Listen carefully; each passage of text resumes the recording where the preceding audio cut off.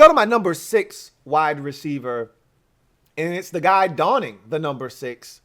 When Terrace Marshall Jr., wide receiver out of LSU, obviously he will not be the only LSU wide receiver we talk about tonight, but I thought Terrace Marshall really helped himself in 2020. I was impressed with him last year, or in 2019, with that massive year with Justin Jefferson and Jamar Chase and himself, with Joe Burrow pulling the strings, and Thaddeus Moss and that whole entire offense that was so dynamic that won the national championship and went undefeated.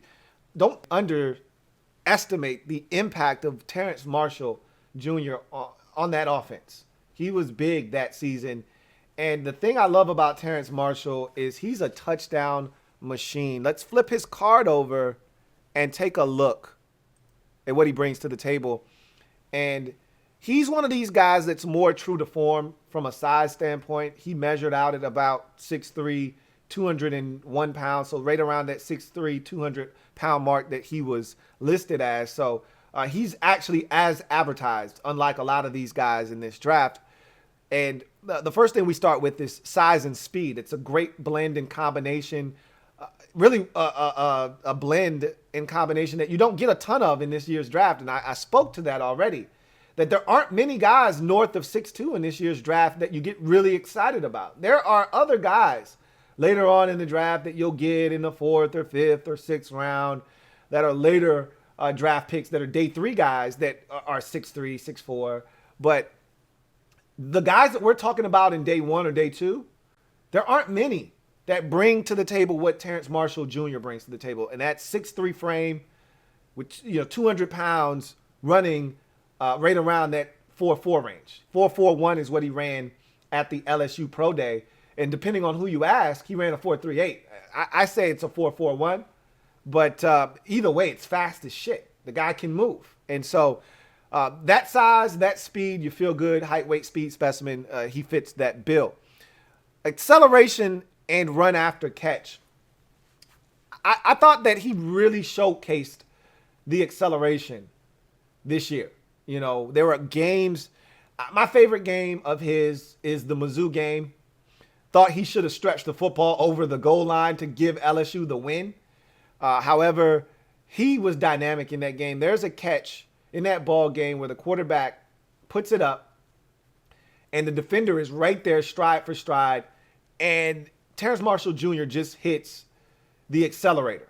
He hits the booster jets, and as that ball is coming down, he accelerates past the defender that was even with him the entire time, catches the football and runs away from him for a touchdown. And that's when you see the acceleration. That's when you see the get up and go that he brings to the table. He's a run after catch guy, but not in the make you miss sense. But hey, I might be able to outrun your angle if you're not careful. You take a sloppy angle, you're going to get got. So he's a guy that can make something happen with the football in his hands after the catch from a speed perspective. He's a tremendous athlete, and his athleticism is on full display when you get to see the body control that this guy exudes on the football field, contorting and changing his body and shifting in ways that allows him to make some big-time catches, whether in the end zone or on the sidelines or in the field of play, having to go down and scoop one off the turf. Has tremendous body control and athleticism to go up and get the football. He's got natural hands. Now, every now and again, you will get drops, but they're not because his hands aren't natural. He's not a guy that struggles with catching a football and needs work on the jugs machine. When you get those drops, a lot of times they're because he's looking to make a play before he's looked the ball into his hands. But trust and believe that these hands are A1. They snatch the football out of the air. He looks very comfortable doing so. Very natural hands. Route running ability, I think this is where he excels. For a guy of his size, he did a lot of his damage in the slot at LSU. He can go out wide and do work there as well. But he probably is most comfortable in the slot. And we're seeing a return in the NFL of the big slot, where guys that are a little bit bigger are starting to get more work in the slot to try to create mismatches, because normally your nickel corner's a 5'9", 5'10" guy that's a jitterbug with quicks that can get in and out of cuts and transition quickly to keep up with the smaller slot receivers that were taking over the league. Now you're looking for the mismatch inside where I put my 6'3" guy on your 5'10" nickel, and we hope to win that battle because your guy just simply can't get up with our 6'3" receiver. Well, not only does he give you a little bit of that flavor, he can also separate because he can stick his foot in the ground and break a dude off something proper and leave him at the bus stop and give the quarterback a wide open target to get the football to. So his route running ability is really exceptional as well. He can catch it in traffic.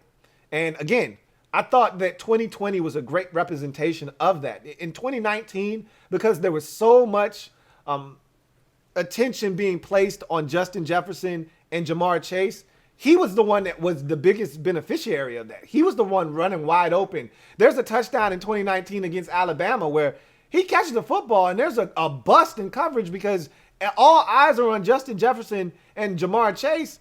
And this guy runs, there's not an Alabama Crimson Tide defender within 15 yards of this guy as he jaunts into the end zone. And there was none of that in 2020 because he was the guy in 2020. So he had to make tough contested catches, and he did. So that shows the ability to catch it in traffic. Formational flex. He's a guy that you can move around. I talked about him being a guy that played the X, the Z, and inside as a slot receiver. And at LSU, they go 5 wide all the time. So these guys are moving around. Left slot, outside, left side, right side. These guys are all over the place. They move these guys around because they go out of a lot of empty sets at LSU. This is my favorite thing about Terrace Marshall. These last two strengths. A touchdown machine. Here's a guy in the last 2 seasons, 23 receiving touchdowns. That's an astronomical number for a college football wide receiver, especially one that wasn't the guy one of those years. That just goes to show you how ridiculous LSU was in 2019, where he had 13 touchdown grabs. He had 10 touchdowns this year. And get this, and now we can just go ahead and have this last strength bleed into this discussion. Stepped up in 2020 as the guy.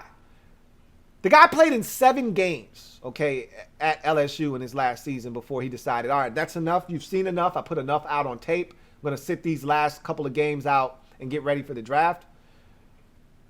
48 grabs, 731 yards. Those are really good numbers for that's over 100 yards per game, okay? 7 games, 731 yards. Over 100 yards per game.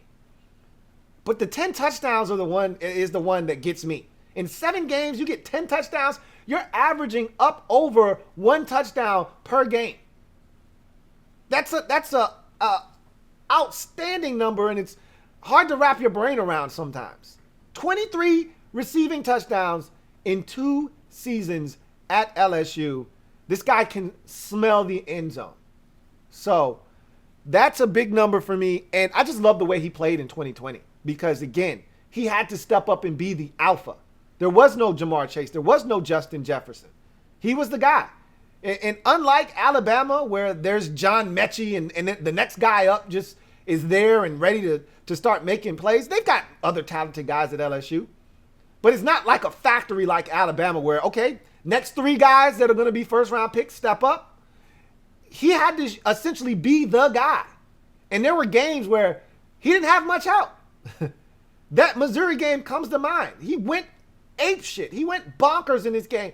And he had to because they ended up losing that game like 49 to 45 or something like that.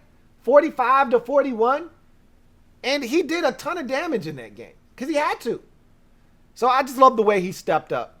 And I really think that this guy has a high upside at the next level. Weaknesses. Occasional concentration drops. You'll see it from time to time.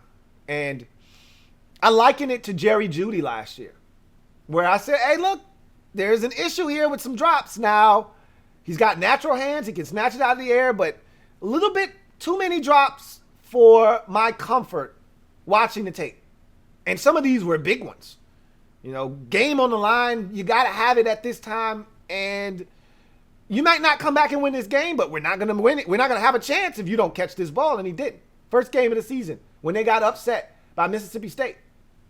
Late in the ball game, he's got a chance to make a catch. Either he gets in the end zone or he's down at the 2-yard line. They're probably not going to come back and win the game. But, hey, if we're going to have any shot, need you to catch the damn ball. He dropped it. Had a few drops in that game, as a matter of fact. So there are some occasional concentration drops. I'm not worried. I'm not concerned. But as we saw with Jerry Jeudy, those drops carried over into the NFL. We'll see what happens. I bank on the fact that he'll be more sure-handed at the next level, but we'll see. I want him to be more physical as a football player. I think he can be a little soft at times. I felt like as a blocker in the run game, way too soft. He wants no parts of blocking in the run game. Not interested. I'm not a fan of that. Not when you're 6'3", 200 pounds. I'm not a fan of that. I feel like it's too easy to knock him off of his route. I feel like he was displaced. If a linebacker felt like putting hands on him at 4 yards, he could really do damage against Terrace Marshall. Felt like he needed to be a little bit more physical with, guys trying to knock him off of his route. Now, at the stem of a route, at the top of a route, he's physical. Almost too physical at times where I'm like, hey, that might be OPI at the next level. Might want to be careful with that. That's an extension right there that gets called. But when he's underneath and he's running a route and somebody's trying to redirect him, I need him to be a little bit more physical than just allowing a guy to jack him up. I just want him to play with a little bit more physicality. And then he did have a foot injury in 2019 that did cost him 3 games. It's on the Carfax. Nothing major, just on the Carfax and needed to be mentioned. So my comp for him is a fellow LSU Tiger, a guy that he looks just like. To me, he plays similarly to him. And DJ Chark. I remember when DJ Chark came out, I didn't have high aspirations for DJ Chark. And really it was because he didn't play with a real quarterback. So I couldn't take the talent that DJ Chark had and extrapolate that to the league because I didn't see enough of it. I felt like if DJ Chark played at LSU with Joe Burrow and to a lesser degree, the quarterback they had at LSU this year, number 15, I felt like he would have looked like Terrace Marshall did, essentially. So Terrace Marshall Jr. for me is a DJ Chark clone in certain respects. I think DJ Chark is a much more physical football player, but I think they're very comparable in how they look, the way that they move, and their abilities on the football field. So in any event, Terrace Marshall for me is a late first to early second round wide receiver, similar to what I said about Rashad Bateman. I think you could see a run on these receivers in the late portion of the first. No different than last year's draft where we saw 6 receivers, I believe, and 6 corners drafted in the first round. I think you could see something similar this year at the receiver position. And if that were to be the case, I think you'll see, 3 more receivers come off the board from picks, 16, 17, 18, all the way to about 30, 31. Somewhere in there, you'll see 3 or 4 more guys come off the board. So he'd be one of those guys if we get to that point. So, again, much like I said with Rashad Bateman, I wouldn't be shocked if he's one of the first picks of the second round either. It wouldn't shock me in the least. That's, to me, where he fits anyway. Late first, bleed into the second round, but won't last very long, in the second round. So, Terrace Marshall, my 6th wide receiver in the upcoming 2021 NFL Draft. LouieTeeNetwork.